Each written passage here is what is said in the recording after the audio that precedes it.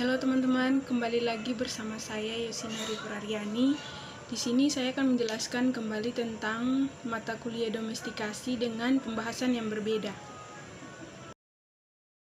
Kita masuk kepada slide yang pertama, yaitu domestikasi air laut. Yang pertama yaitu pendahuluan.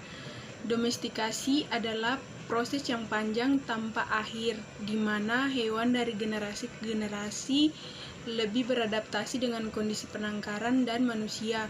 Oleh karena itu, domestikasi tidak boleh disamakan dengan penijanakan, yang merupakan modifikasi perilaku terkondisi dari hewan yang lahir di alam liar. Selanjutnya yaitu awal domestikasi. Domestikasi di darat dimulai sekitar 12.000 tahun yang lalu. Selama ribuan tahun populasi hewan dimodifikasi oleh manusia dan terjadi perilaku, fisiologi dan morfologi. Pada abad ke-20, program pemulihan modern dimulai dan mengarah pada perubahan dramatis dalam profitis. Misalnya peningkatan kecepatan bertelur, ayam dan bertelur, dan lain-lain. Kemudian yang selanjutnya yaitu hasil. Ribuan breed ternak yang berbeda secara genetik telah diciptakan, dan terhadap kotonomi yang jelas antara spesies yang dipelihara dan konteks liarnya yang kadang-kadang punah.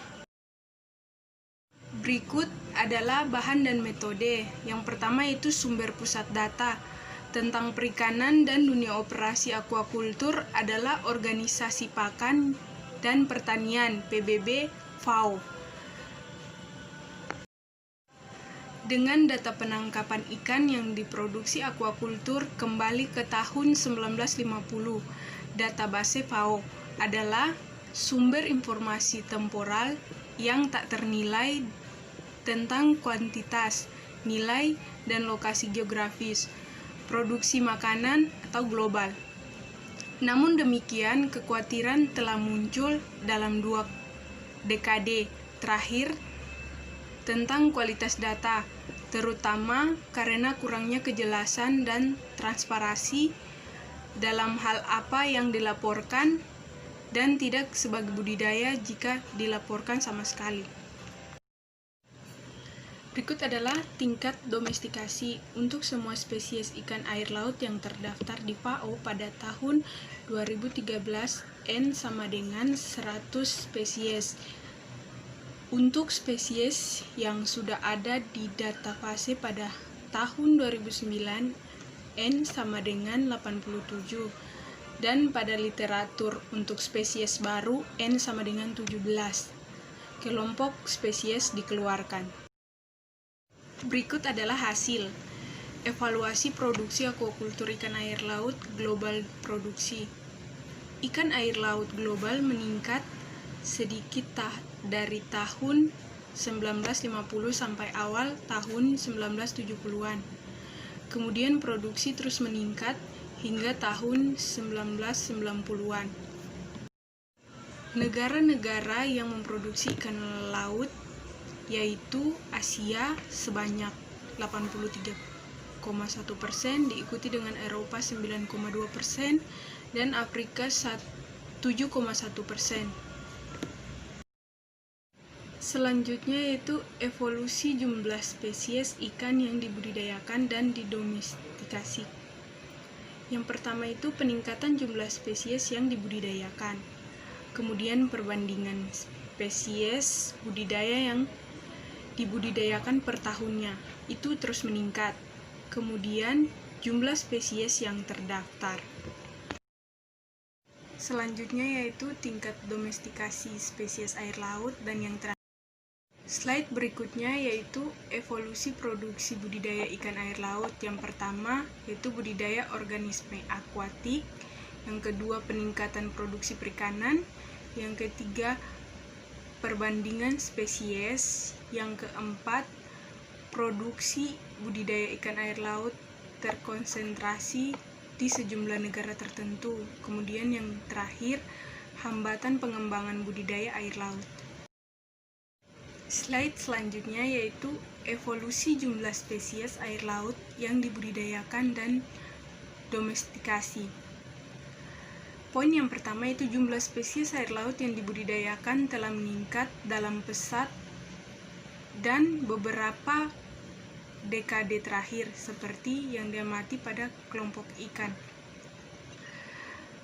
Yang berikutnya yaitu spesies air laut yang terdaftar di FAO hanya 10% pada tahun 2013. Kemudian pencapaian siklus penuh di penangkaran dan domestikasi membutuhkan askes. Kemudian proses domestikasi spesies baru sangat panjang dan sulit, jadi butuh proses yang panjang. Kemudian penurunan perikanan tangkap.